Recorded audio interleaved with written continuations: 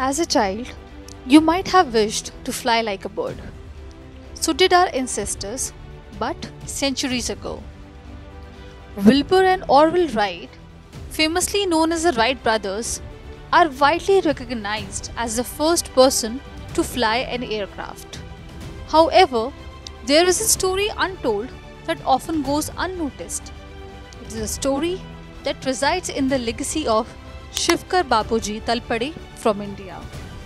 In 1864, a boy with extraordinary vision was born in the Pathare Prabhu family of South Bombay. His name was Shivkar Bapuji Talpade. With his roots in the Arya Samaj, Talpade had immense knowledge of Sanskrit. A scholar of the Vedas and Sanskrit, he was fascinated by books on Indian aeronautics. Since his childhood, Talpade dreamed of flying and exploring space. Driven by his passion, he began to look for mentions of flying in the Vedas. Meanwhile, Talpade met Pandit Subbaraya Shastri. He was the author of Vaimanika Shastra. Shastri learned the art of plane making from an ascetic in Kolar, Karnataka. He requested a trainee engineer, T.K. Elappa, to make drawings of it. He also hired a local priest, G.V. Sharma, to write instructions in the manuscript. Shastri gave Talpade scriptures for making an aircraft.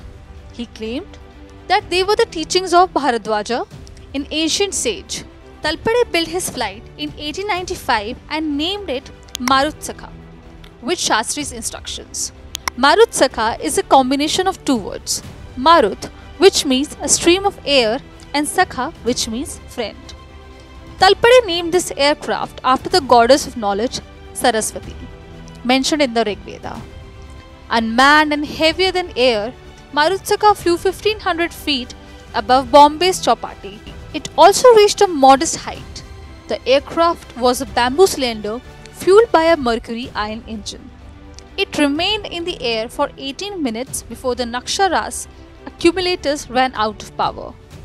The then Maharaja of Baroda, H.H. Sayali Rao Gaikwad, an eminent Indian judge, Mahadeva Govind Ranade, are said to have witnessed this flight. According to Pandit S.D. Sadvalekar, a pupil of Talpade's Marutsakha could sustain flight for a short period. But when we talk about aerosciences in the Vedic period, we cannot forget the Pushpak Viman. Pushpak Viman was one of its kind celestial aerial vehicle that existed long before the modern age. It was owned by Kuber, the king of Yaksha, and was built by Vishwakarma under the order of Ravan. With the aid of illusionary powers, Pushpak Viman was used by Ravan to kidnap goddess Sita and carry her to Ashok Vatika. Coming back to Shivkar Talpade, an editorial was published about his aircraft in the Marathi newspaper Kesari by Bal Gangadhar Tilak, a prominent freedom fighter.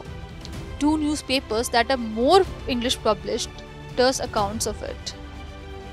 On the day Marutsakha flight took place, Talpade's wife Srimati Lakshmi Bai, a Vedic scholar with immense knowledge of architecture, stood by his side. Apparently, due to censorship by the British Raj and Western dominance, the success story was never featured in our textbooks. Today, as we soar through the skies of airplanes, let's not forget the unsung heroes like Shivkar Bapuji Talpade, whose dreams and innovations paved the way for our flights into the sky.